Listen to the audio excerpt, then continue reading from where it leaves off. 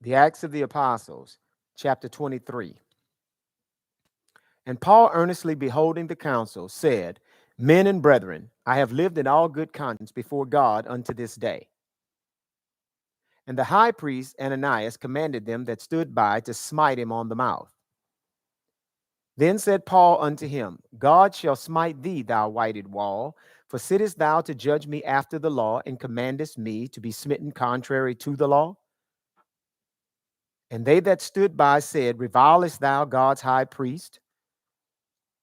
Then said Paul, I wist not, brethren, that he was the high priest, for it is written, Thou shalt not speak evil of the ruler of thy people.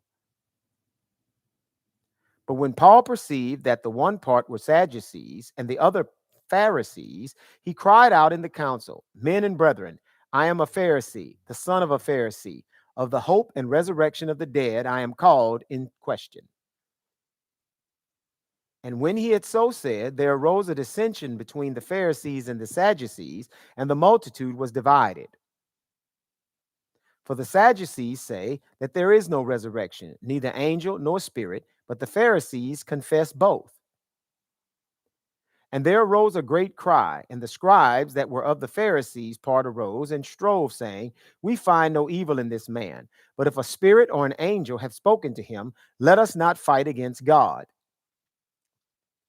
And when there arose a great dissension, the chief captain, fearing lest Paul should have been pulled in pieces of them, commanded the soldiers to go down and to take him by force from among them and to bring him into the castle. And the night following, the Lord stood by him and said, Be of good cheer, Paul, for as thou hast testified of me in Jerusalem, so must thou also bear witness at Rome. And when it was day, certain of the Jews banded together and bound themselves under a curse, saying that they would neither eat nor drink till they had killed Paul.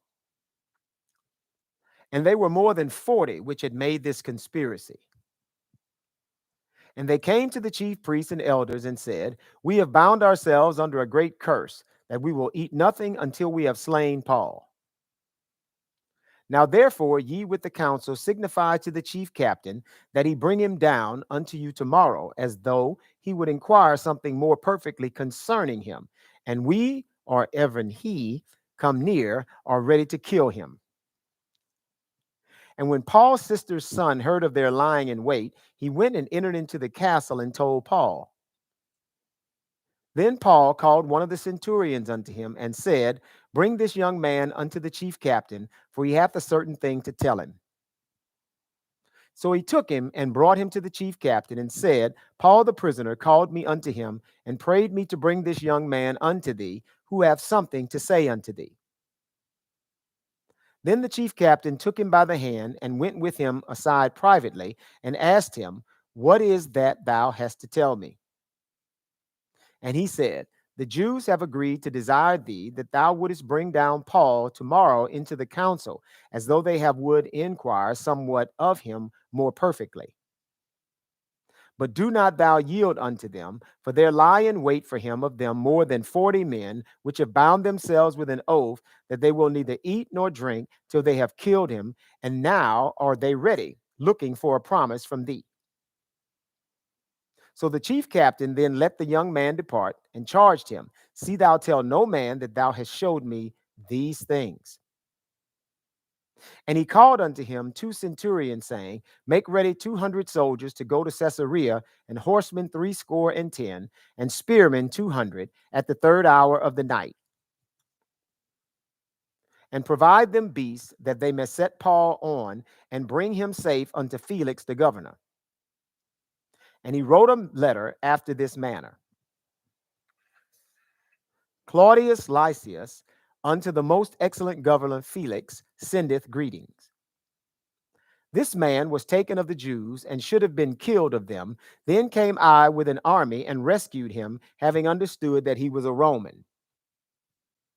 And when I would have known the cause whereof they accused him, I brought him forth into their council, whom I perceived to be accused of questions of their law, but to have nothing laid to his charge worthy of death or of bonds. And when it was told me how that the Jews laid wait for the man, I sent straightway to thee, and gave commandment to his accusers also to say before thee what they had against him. Farewell. Then the soldiers, as it was commanded them, took Paul and brought him by night to Antipatris. On the morrow they left the horsemen to go with him and returned to the castle. Who, when they came to Caesarea and delivered the epistle to the governor, presented Paul also before him. And when the governor had read the letter, he asked of what province he was, and when he understood that he was of Cilicia, I will hear thee, said he, when thine accusers are also come. And he commanded him to be kept in Herod's judgment hall.